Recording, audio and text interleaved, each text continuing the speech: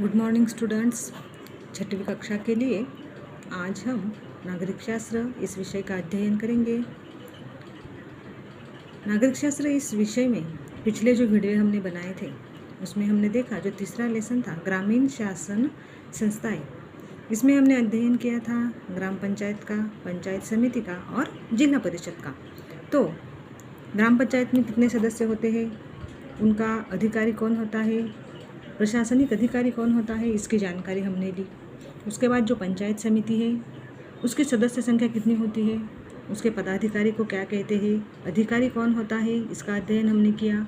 और उसके बाद जिला परिषद में कम से कम और अधिक से अधिक कितने सदस्य होते हैं, उनके अध्यक्ष उपाध्यक्ष होते हैं। और उसके बाद इनके जो प्रशासनिक अधिकारी होते हैं इनका पद कौन सा होता है, इन्हें क्या कहते हैं, इसका अध्ययन हमने किया था। तो आपको इस लेसन के जो महत्वपूर्ण पॉइंट है उसमें से पहला जो है वो पहला था कि ग्राम पंचायत। तो ग्राम पंचायत में आपको ध्यान में यह रखना है कि ग्राम पंचायत में कितने सदस्य होते हैं, कम से कम 7 और अधिक से अधिक 17। और इसके ग्राम पंचायत के जो ग्राम सभा होती है, ग्राम पंचायत की जो ग्राम सभाएं होती है वो एक साल में 6 सभाएं लेना अनिवार्य होता है। और इसके जो प्रमुख होते हैं वह होते हैं सरपंच और उप सरपंच।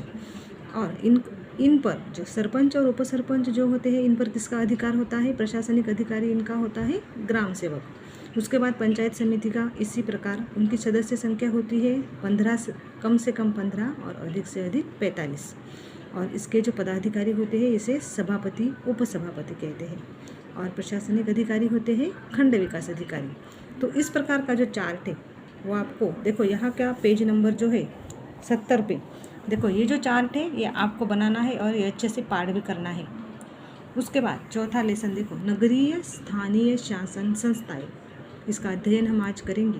पहले हमने देखा था स्थानीय शासन संस्थाएं, अब नगर यानी कि शहर की जो स्थानीय शासन संस्थाएं होती है इसमें किस किस का समावेश होता है। तो पहली है नगर पंचायत, दूसरी है नगर परिषद और तीसरी है महानगर पालिका। अब देखो यहाँ जो प्रस्तावना दी है लेसन की, पहले हम वो पढ़ेंगे, उसके बाद इसका अध्ययन हम शुरू करेंगे। पिछले पाठ में हमने ग्रामीण स्थानीय शासन संस्थाओं का अध्ययन किया है। इस पाठ में हम नगरीय स्थानीय शासन संस्थाओं के स्वरूप की जानकारी प्राप्त करेंगे। नगरीय स्थानीय शासन संस्थाओं में नगर, नगर पंचायत, नगर पालिका व महानगर पालिका का समावेश होता है। हमारे देश में नगरों की संख्या अधिक है। नगर तेजी से बढ़ रहे हैं। गांव से छोटे नगर से नगर तथा नगरों का महानगर में परिवर्तन होता जा रहा है। नगरों के आसपास के ग्रामीण क्षेत्रों का स्वरूप भी परिवर्तित हो रहा है।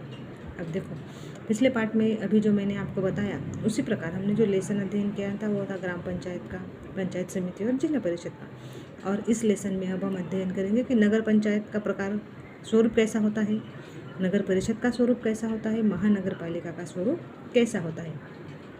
अब हमारे जो पहले गांव थे वो छोटे छोटे थे, लेकिन अब इसमें परिवर्तन हुआ है। तो अब हमारे जो शहर है बड़े बड़े शहर हो चुके हैं, लोगों की संख्या बढ़ गई है। और जो छोटे छोटे गांव थे, छोटे छोटे जो नगर थे, इनका परिवर्तन हुआ है महानगर में। महानगर यानी कि क्या, तो बड़ा शहर। तो इसमें इसका परिवर्तन हुआ है। और जो नगरों के आसपास के जो ग्रामीण क्षेत्र है उनका स्वरूप भी अभी क्या हो रहा है, नगरों में परिवर्तित हो रहा है। अब देखो नीचे का जो चार्ट है, नगरों में सुविधाएं और समस्याएं। अब जो नगर होते हैं उनमें कौन कौन सी सुविधाएं होती है और समस्याएं भी कौन कौन सी होती है। जिस प्रकार नगर होते हैं उसमें कुछ सुविधाएं होती है तो कुछ समस्याएं भी होती है। ऐसा एक भी शहर नहीं होता कि जहाँ सब सुविधाएं हैं लेकिन असुविधाएं एक भी नहीं। तो इसी प्रकार उन्होंने हमें यहाँ दिखाया है, देखो कुछ सुविधाएं और कुछ समस्याएं। तो सुविधाएं कौन कौन सी है, देखो इस तरफ पहली है, अगर हम नगर में रहे तो हमें क्या सुविधाएं मिलती है। पहली है उद्योग व्यवसाय के अवसर मिलते हैं, बढ़ते सेवा क्षेत्र है नगरों में। उसके बाद बड़े पैमाने पर रोजगार मिलते हैं। अगर नगर रहा तो उसमें कंपनियां रहती है, लोगों को रोजगार उपलब्ध होता है। उसके बाद मनोरंजन, कला, साहित्य आदि सुविधाएं उपलब्ध होती हैं।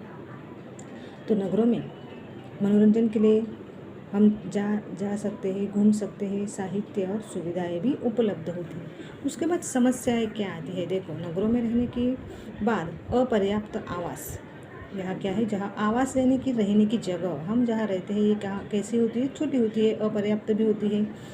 स्थान का अभाव, जगह का अभाव होता है। यहाँ यातायात जाम होती है यानी कि लोगों की हमेशा ट्रैफिक रहती है, वाहनों की ट्रैफिक रहती है। कूड़े के निपटारे की समस्या, हमारे घर से जो कूड़ा निकलता है उसकी हमें निपटारे की समस्या अधिक मात्रा में होती है। और जिस प्रकार लोगों की संख्या अधिक तो अपराध भी बढ़ते हैं। तो नगरों की समस्या क्या है कि बढ़ते अपराध। उसके बाद अस्वच्छ झुग्गियों में बड़े पैमाने पर जनसंख्या, यानी कि अगर जनसंख्या अधिक रही तो वह भाग अस्वच्छ ही होता है। तो इस प्रकार नगरों में कुछ सुविधाएं होती है तो कुछ समस्याएं भी होती है।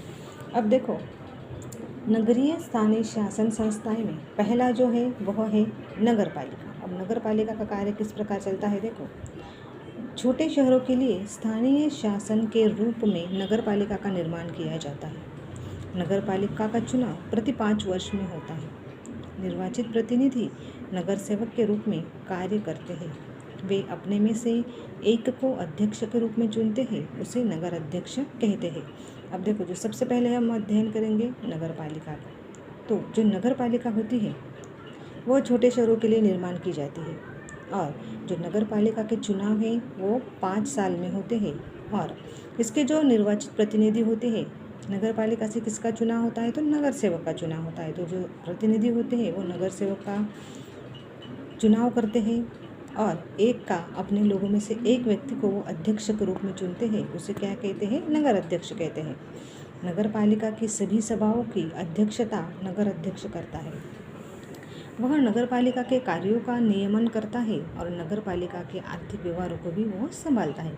अब जो नगर अध्यक्ष होता है जिसका चुनाव लोग करते हैं, वह नगर पालिका के कार्य का नियमन करता है, आर्थिक व्यवहारों का नियमन करता है। देखो बच्चों, यहाँ हम रुकेंगे और अगले वीडियो में जो अगला पॉइंट है हमारा उसका अध्ययन हम करेंगे। तो दोनों वीडियो को अच्छे से देखना है।